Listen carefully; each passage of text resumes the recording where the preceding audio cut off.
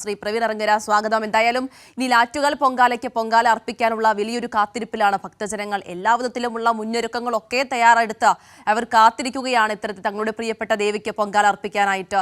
ശരിക്കും പറഞ്ഞു കഴിയുകയാണെന്നുണ്ടെങ്കിൽ സ്ത്രീകളുടെ ഇത്തരത്തിൽ വലിയ ഒരു ഉത്സവം എന്ന് തന്നെ വേണം ഈ ഒരു ആറ്റുകാൽ പൊങ്കാലയെ നമ്മൾ വിശേഷിപ്പിക്കാൻ.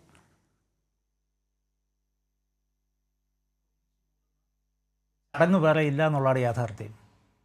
അപ്പോൾ അത് പ്രപഞ്ചത്തിൻ്റെ ആദിമശക്തി എന്ന് പറയുന്നത് അമ്മ ദൈവസങ്കല്പമാണ്, ആദി പരാശക്തിയാണ്.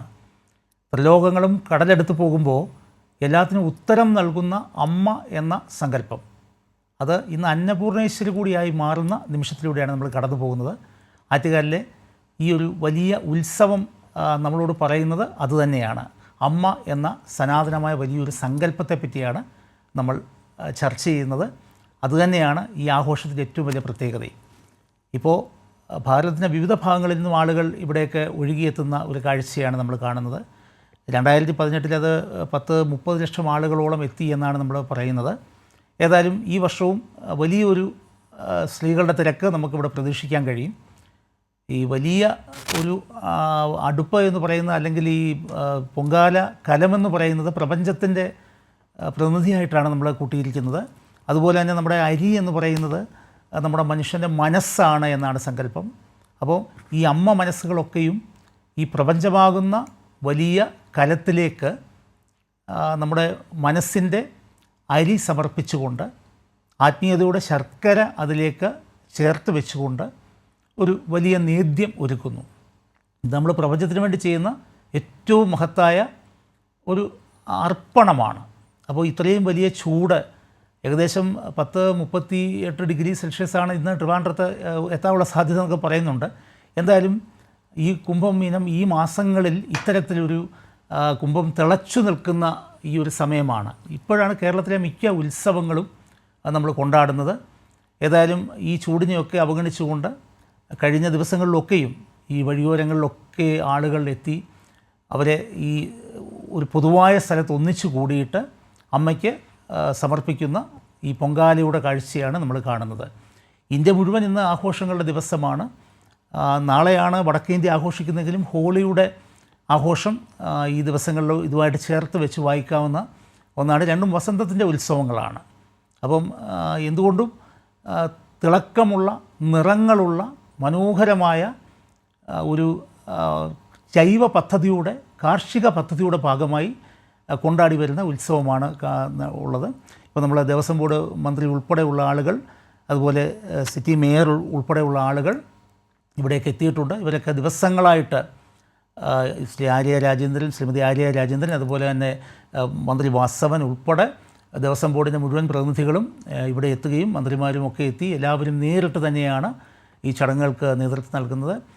ഇത്രയും ആളുകൾ ഒരു ചെറിയ പട്ടണത്തിലേക്ക്, ഒരു തലസ്ഥാന നഗരി, ഒരു പുരാതന അനന്തപുരി എന്ന് പറയുന്ന, അല്ലെങ്കിൽ അനന്തപുരം എന്ന് പറയുന്ന ഈ വലിയ പട്ടണത്തിലേക്ക് ഇവിടേക്ക് എത്തുകയും ഈ യാതൊരു പ്രശ്നങ്ങളുമില്ലാതെ ഇവരൊക്കെയും ഈ പൊങ്കാല അർപ്പിച്ച് ഇവിടെ നിന്ന് മടങ്ങുകയും ചെയ്യുന്നത് വരെയുള്ള വലിയൊരു ഭാരിച്ച ഉത്തരവാദിത്തമാണ് കേരള സർക്കാരും മന്ത്രിമാരും ദേവസ്വം ബോർഡും ഒക്കെ ഏറ്റെടുത്തിരിക്കുന്നത്. അപ്പോൾ അത് വളരെ ഭംഗിയായിട്ട് എല്ലാ തവണത്തെയും പോലെ ഇത്തവണയും കലാശിക്കുമെന്നുള്ള പ്രാർത്ഥനകളോടെയാണ് നമ്മളിവിടെ നിൽക്കുന്നത്. നമ്മൾ ഈ കാഴ്ചയിൽ കാണുന്നു അമ്മമാർ, സഹോദരിമാരൊക്കെയും ഒരേ മനസ്സോടുകൂടി ഇവരെല്ലാവരും നിന്നുകൊണ്ട്, ഏകദേശം 4000-ഓളം പോലീസിനെയാണ് ഇവിടെ വിന്യസിച്ചിട്ടുള്ളത്.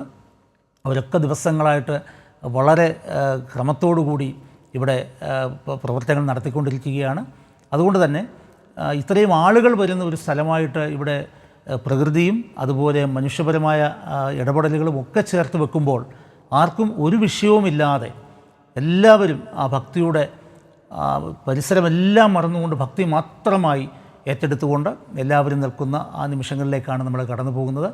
ഏതായാലും ഒരുപാട് കാഴ്ചകളും കേൾവികളും നമുക്ക് ഇതുമായി ബന്ധപ്പെട്ട് ഒരുപാട് ഐതിഹ്യങ്ങളും ഒക്കെ പൊങ്കാലയ്ക്കുണ്ട്. എന്തായാലും ഇന്ത്യയിലെ ആദ്യത്തെ പൊങ്കാല ആറ്റുകാൽ തന്നെയാണ്. ഇന്ന് മിക്കവാറും ക്ഷേത്രങ്ങളിലൊക്കെയും പൊങ്കാല വ്യാപിച്ചിട്ടുണ്ട്. പക്ഷേ ഇന്ത്യയിൽ ആദ്യമായി പൊങ്കാല ആരംഭിക്കുന്നത്, സ്ത്രീകൾക്ക് വേണ്ടി ഇങ്ങനെ ഒരു ഉത്സവം ആരംഭിക്കുന്നത് ഇവിടെ തന്നെയാണ്. ഏകദേശം പതിറ്റാണ്ടുകളുടെ അല്ലെങ്കിൽ നൂറ്റാണ്ടുകളുടെ ചരിത്രവും ഇതിഹാസവും ഒക്കെ ഈ മണ്ണിന് പറയാനുണ്ട്. ഇന്ന് വടക്കേ ഇന്ത്യയിൽ ഹോളി ആഘോഷിക്കുന്നതുമായും കൃത്യമായും ബന്ധം ഈ പൊങ്കാലയ്ക്കും ഉണ്ട്. ഇപ്പോൾ നമ്മൾ മകരവിളക്കിൻ്റെ ദിവസം പഞ്ചാബിൽ ലോധി ആഘോഷിക്കുന്നു എന്ന് പറഞ്ഞ പോലെ ഇന്ത്യ മുഴുവനുള്ള കാർഷിക ഉത്സവങ്ങളാണ്.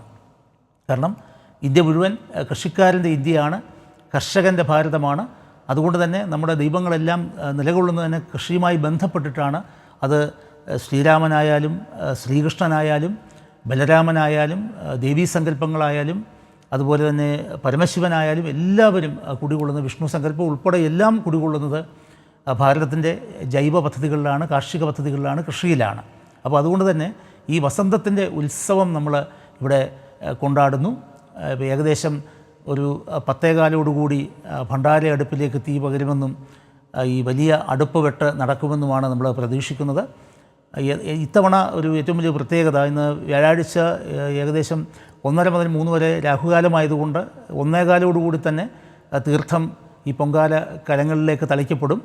എല്ലാ തവണയും 3 മണി അല്ലെങ്കിൽ 2 മണിക്കൊക്കെ ശേഷമാണ് ആ ചടങ്ങിലേക്ക് എത്തുക. പക്ഷേ ഇപ്രാവശ്യം വളരെ നേരത്തെ അത് എത്തിച്ചേരും എന്ന് തന്നെയുമല്ല, ചില പരിമിതികൾ ഇത്തവണയുണ്ട്.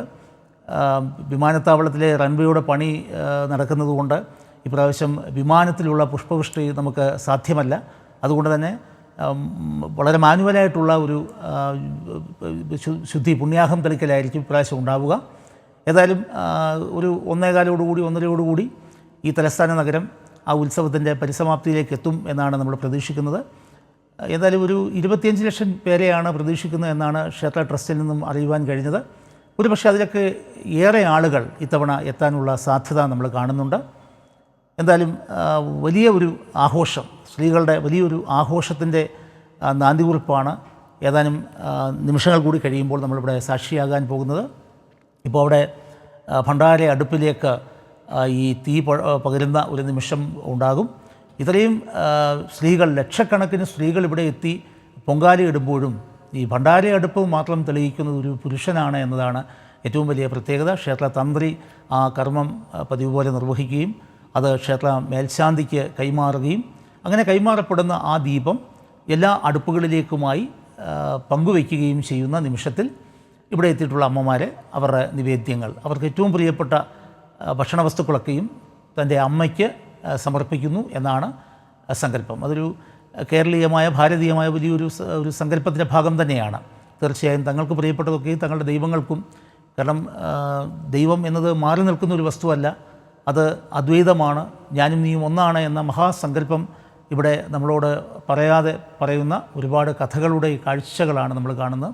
ഏതായാലും വടക്കേ ഇന്ത്യയിൽ ഇന്ന് ഹോളി ഇന്നും നാളെയുമായി കൊണ്ടാടുകയാണ്. നമുക്കൊക്കെ അറിയാവുന്നതുപോലെ ഈ ഇരുട്ടിൽ നിന്നും വെളിച്ചത്തിലേക്കുള്ള ഒരു യാത്രയുടെ ഭാഗം തന്നെയാണ് ഭാരതത്തിലെ ഓരോ ആഘോഷങ്ങളും. അതിന് ജാതിയോ മതമോ വർണ്ണ ചിന്തകളോ ഒന്നും തന്നെയില്ല. ഹോളി വലിയ സങ്കല്പം. ഹോളി എന്ന ഒരു പെണ്ണിൻ്റെ കഥ പറഞ്ഞു വയ്ക്കുന്നു. ഹിരണ്യകശിപുവിൻ്റെ സഹോദരിയായ ഹോളി, അവൾക്ക് ഒരു വരം ലഭിക്കുന്നു അഗ്നിയിൽ നിന്നും. അവളെ അഗ്നിക്ക് വിഴുങ്ങുവാൻ കഴിയില്ല എന്ന്. പക്ഷേ അഗ്നി ആരെ വിഴുങ്ങിയാലും അത് വിശുദ്ധമാകുമെന്ന് പറയുന്നു. ഹോളി എന്ന വാക്കുപോലും പരിശുദ്ധം എന്ന അർത്ഥത്തിൽ നിൽക്കുമ്പോൾ ഏതായാലും ഈ സ്ത്രീ അവളുടെ സഹോദരൻ്റെ മകനായ പ്രഹ്ലാദനെ വധിക്കുവാനായി ഒരു തീരുമാനം സഹോദരൻ എടുക്കുന്ന സമയത്ത് അവനെ മടിയിലെടുത്ത് വെച്ചുകൊണ്ട്, ഒരു ബാലകനായ 10 വയസ്സുള്ള ഒരു ബാലകനെ മടിയിലെടുത്ത് വെച്ചുകൊണ്ട് ഹോളി അഗ്നിയിൽ എരിയുന്ന സമയത്ത് അവൾക്ക് ദൈവം കൊടുത്ത വരം പോലും മാറിപ്പോകുന്നു. നല്ല കാര്യത്തിന് വേണ്ടിയാണ് വരങ്ങൾ ഉപയോഗിക്കേണ്ടത് എന്ന് ഭാരതം പറയുന്നു. അതിന് തെളിവായി ഹോളി കത്തിപ്പോവുകയും പ്രഹ്ലാദൻ തിരിച്ചു വരികയും ഒക്കെ ചെയ്യുന്ന കഥ ആണ് ഭാരതം ഘോഷിക്കുന്ന ഹോളിയുടെ ഒരു പ്രധാന കഥ. അങ്ങനെ അനവധിയായ കഥകളുണ്ട്. ഒരു 3-4 കഥകൾ വളരെ രസകരമായി ഹോളിയുമായി ബന്ധപ്പെട്ട് പറഞ്ഞു വയ്ക്കുന്നു. ഏതായാലും അന്നേ ദിവസമാണ് നരസിംഹമൂർത്തിയുടെ അവതാരം ഉണ്ടാവുകയും അത് ഹിരണ്യകശിപുവിനെ വധിക്കുകയും ഒക്കെ ചെയ്തു എന്ന് അവതാര കഥകളിൽ പറയുന്നു. എന്തായാലും ഒരു വെളിച്ചത്തിൻ്റെ വലിയൊരു നാന്ദികുറിപ്പാണ് പൊങ്കാല അല്ലെങ്കിൽ ഹോളി എന്നൊക്കെ പറയുന്നത്. ഇന്ത്യ മുഴുവൻ വലിയ ആഘോഷമായി കൊണ്ടാടിക്കൊണ്ടിരിക്കുന്ന നിമിഷത്തിലൂടെ നമ്മൾ കടന്നുപോയിക്കൊണ്ടിരിക്കുകയാണ്. ഏതായാലും അത്തരത്തിൽ ഒരുപാട് സങ്കല്പങ്ങൾ ഹോളിയുമായി ബന്ധപ്പെട്ട് നിൽക്കുമ്പോഴും വസന്തത്തിൻ്റെ ഉത്സവമാണ് ഹോളി എന്ന് പറയാനാണ് കാർഷിക ഭാരതത്തിന് ഏറ്റവും താല്പര്യം. അതാണ് അതിൻ്റെ യാഥാർത്ഥ്യവും അങ്ങനെയാണ്. അത്തരത്തിൽ ഒരുപാട് കഥകൾ പറഞ്ഞു വയ്ക്കുന്നു. എല്ലാ കഥകളും കൂടി ഒന്നിച്ച് പറഞ്ഞു തീർക്കാത്തത് കൊണ്ട് നമുക്ക് കാഴ്ചകളിലേക്ക് പോകാം. ഇതാ ഇവിടെ നിവേദ്യങ്ങൾ, വെള്ളച്ചോറുണ്ട്, പായസമുണ്ട്, മണ്ടപ്പുറ്റുണ്ട്, തെരളിയുണ്ട്. അത്തരത്തിൽ ചലച്ചിത്ര താരങ്ങൾ ഉൾപ്പെടെയുള്ള ആളുകൾ അവരൊക്കെയും അവരുടെ യാതൊരു വിധമായ പ്രൗഢികളും എല്ലാം ആടയാഭരണങ്ങളും ഒക്കെ അഴിച്ചു വെച്ചിട്ട് അവരൊക്കെ എത്തിയിരിക്കുന്നത് യാതൊരു വിധമായ ഒരു ഭക്തൻ അല്ലെങ്കിൽ ഭക്ത എന്ന നിലയിലാണ് ഇവിടെ എല്ലാവരും എത്തുന്നത്. ഇതാ നോക്കുക, ചലച്ചിത്ര താരങ്ങളുണ്ട്, സീരിയൽ താരങ്ങളുണ്ട്, എല്ലാവരും ഒരേ മനസ്സോടുകൂടി സാധാരണ ഭക്തർക്കൊപ്പം രാവിലെ മുതൽ ഇവിടെ ഈ വഴിയരികിൽ കാത്തു നിന്നുകൊണ്ട് പൊങ്കാലയിടുന്ന നിമിഷമാണ് നമ്മൾ കാണുന്നത്. അതുപോലെ തന്നെ ഒരു വലിയ ഒരു അത്ഭുതം എന്നൊക്കെ നമുക്ക് പറയാവുന്നത് പോലെ കാർബൺ മോണോക്സൈഡ് ഉൾപ്പെടെയുള്ള വാതകങ്ങളൊക്കെ ഇത്രയും ആളുകൾ കൂടുന്ന സ്ഥലത്ത് എത്തും എന്ന പ്രതീക്ഷയിൽ ഒരു 10 വർഷം മുമ്പ് സിമെൻസ് കമ്പനി ഇവിടെ വന്നിട്ട് ഒരു മിഷൻ ഇവിടെ വെക്കുകയും പൊല്യൂഷൻ്റെ അളവ് രേഖപ്പെടുത്തുന്ന ഒരു മിഷൻ ഇവിടെ വെക്കുകയും, പക്ഷേ ഈ പൊങ്കാല ഉണ്ടായ ദിവസം മാത്രം ഇവിടെ ഒരു കോസ്മിക് ഊർജ്ജം ഇവിടെ ഉണ്ടായിരുന്നു. വളരെ പോസിറ്റീവായിട്ടുള്ള ഒരു ഊർജ്ജം ഇവിടെ അവരുടെ മിഷനിൽ കാണുകയും ഇവിടെ യാതൊരു പൊല്യൂഷനും ഇല്ല എന്ന് കണ്ട മിഷൻ കേടാണ് എന്ന് ഉദ്ദേശിച്ചത് ബാംഗ്ലൂരിലും വിദേശങ്ങളിലും ഒക്കെ അവർ കൊണ്ട് പണിഞ്ഞു എന്നൊക്കെ പറയുന്നൊരു കഥയുണ്ട്, അല്ലെങ്കിൽ ഒരു യാഥാർത്ഥ്യമുണ്ട്. ഏതായാലും ഇത്രയും ആളുകൾ ഇവിടെ വന്ന് ഈ പൊങ്കാല കലത്തിലേക്ക് ഈ നിവേദ്യം അർപ്പിക്കുമ്പോൾ അത് മനസ്സാകട്ടെ, നിവേദ്യത്തിൻ്റെ ശാസ്ത്രീയപരമായ കൂട്ടുകളാവട്ടെ, എന്തായാലും ഈ ദിവസം ഇവിടെ യാതൊരു മലിനീകരണവുമില്ലാതെ വളരെ പോസിറ്റീവായ ഒരു ഊർജ്ജമാണ് ഉള്ള എന്ന് കണ്ടുപിടിച്ചിട്ട് ആ കമ്പനി അവരുടെ ഒരു പുതിയ മിഷന് സിമെൻസ് ആറ്റുകാൽ എന്ന് പേരിടുകയുണ്ടായി. അപ്പോൾ ഇത്തരത്തിൽ അതിൻ്റെ യാഥാർത്ഥ്യങ്ങൾ എന്തുമാകട്ടെ, പക്ഷേ ഇത്തരത്തിൽ വളരെ സയൻറ്റിഫിക്കായി നമ്മൾ ചിന്തിക്കുമ്പോൾ ഇത്രയും ആളുകൾ എത്തുന്ന, ഇത്രയും സ്ത്രീജനങ്ങൾ ഒന്നിച്ചെത്തുന്ന ഈ സ്ഥലത്ത് യാതൊരു വിധമായ മാലിന്യങ്ങളുമില്ലാതെ വായു പോലും ശുദ്ധമാകുന്നു എന്ന് പറയുന്ന ഒരു വലിയ കാഴ്ചപ്പാടും സങ്കല്പവും ഇവിടെ നിലകൊള്ളുന്നുണ്ട്. അപ്പോൾ ഇതൊക്കെ കഴിഞ്ഞു എന്തായാലും എല്ലാ ഒരുക്കങ്ങളും പൂർത്തിയാക്കി ആറ്റുകാൽ ദേവിക്ക് പൊങ്കാല അർപ്പിക്കാൻ കാത്തിരിക്കുകയാണ് ഭക്തജനങ്ങൾ. തത്സമയ വിശദാംശങ്ങൾ നൽകിക്കൊണ്ടിരിക്കുന്നത് പ്രവീൺ ഇറവങ്കരയാണ്.